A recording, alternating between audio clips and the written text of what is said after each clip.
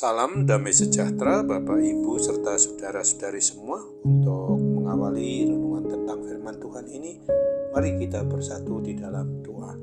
Tuhan Allah Bapa di surga yang memelihara hati, akal, dan pikiran kami umat manusia, berfirmanlah kepada kami, sebab kami bersedia untuk mendengar, dan atas pertolongan Roh Kudus mampukan kami supaya boleh melaksanakan firman-Mu itu dalam hidup kami setiap hari.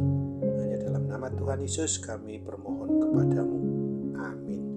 Sebagai nas renungan firman Tuhan pada hari ini diambil dari Yohanes 20 di ayatnya yang ke-24 hingga ayat 25 yang berbunyi demikian. Tetapi Thomas, seorang dari ke-12 murid itu, yang disebut Didimus, tidak ada bersama-sama mereka ketika Yesus datang ke situ. Maka kata murid-murid yang lain itu kepadanya, "Kami telah melihat Tuhan." Tetapi Thomas berkata kepada mereka, "Sebelum aku melihat bekas paku pada tangannya, dan sebelum aku mencucukkan jariku ke dalam bekas paku itu, dan mencucukkan tanganku ke dalam lambungnya, sekali-kali aku tidak akan percaya." Sebagai tema yang diangkat dari nas renungan kita adalah logika umat manusia jadikan diri tidak percaya.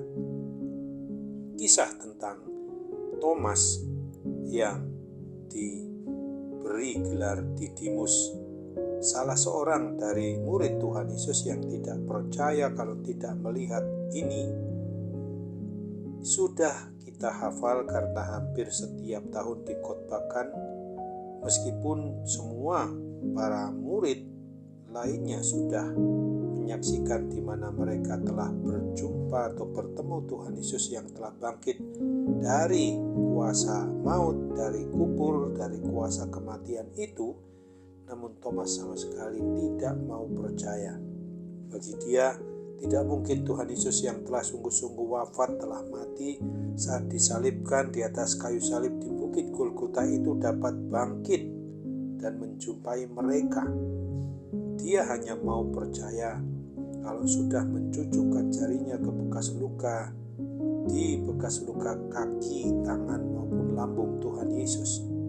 Ada kemungkinan besar kita mengira bahwa hanya Thomas ini saja yang gagal paham untuk memahami pengajaran Tuhan Yesus, karena kita umatnya ini terlalu fokus mengandalkan logika maupun akal pikiran kita sendiri, bukan dengan iman percayanya kepada Kristus.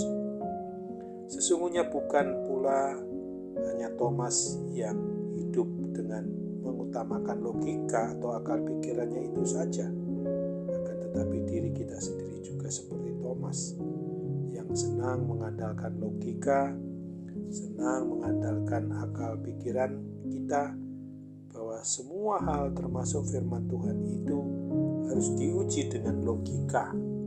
Yang tidak logis dianggap tidak benar, jadi tidak perlu dipercayai atau diimani.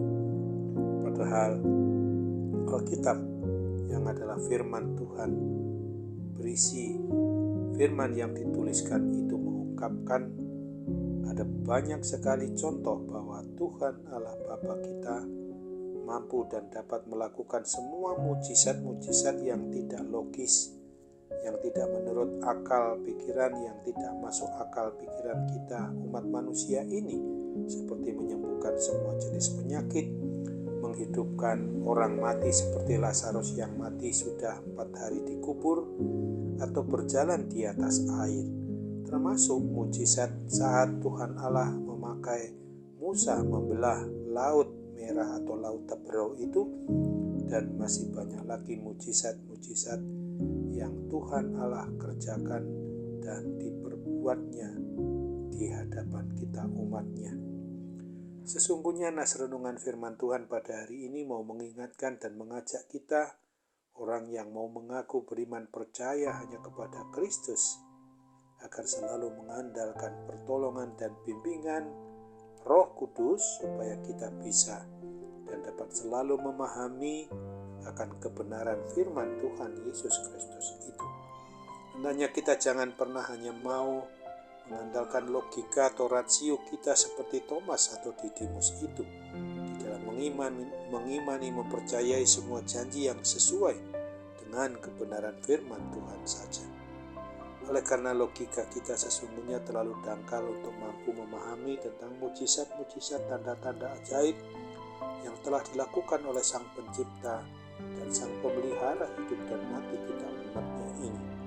Oleh sebab itu, ingatlah akan Mazmur 40 ayat 6 ini. Banyaklah yang telah kau lakukan ya Tuhan Allahku, perbuatanmu yang ajaib dan maksudmu untuk kami. Tidak ada yang dapat disejajarkan dengan Engkau. Aku mau memberitakan dan mengatakannya, tetapi terlalu besar jumlahnya untuk dihitung. Amin. Mari kita kembali bersatu dalam doa. Terima kasih Tuhan Bapa di surga untuk kebenaran firman-Mu itu yang sudah mengingatkan kami agar kami jangan mengandalkan logika atau akal pikiran rasio kami ini sebagai umat-Mu, karena itu akan menjadikan diri kami tidak percaya, tidak mau beriman kepadamu. Oleh sebab itu, tolong kami ya Roh Kudus supaya kami boleh selalu mengandalkan pertolongan, bimbingan, tuntunan dari Roh Kudus itu sendiri, supaya kami tidak mengandalkan logika kami. Percaya ketika kami melihat itu sungguh hal yang tidak boleh sepenuhnya kami lakukan dalam kehidupan kami sehari-hari. Tolong kami ya Bapa, jika di dalam kami mengalami sesuatu gangguan akibat sakit penyakit yang sampai saat ini ada di dalam diri kami, penyakit apapun itu, sesungguhnya kami harus yakin dan percaya oleh kuat kuasa-Mu dapat mengatasi sakit penyakit itu, dan kesembuhan, kepulihan dari gangguan sakit penyakit itu boleh kami alami ketika kami tahu Tuhan Maha Kuasa untuk menyembuhkan kami dari kuasa sakit penyakit apapun juga. Hanya dalam nama Tuhan Yesus kami serahkan iman percaya kami sepenuhnya.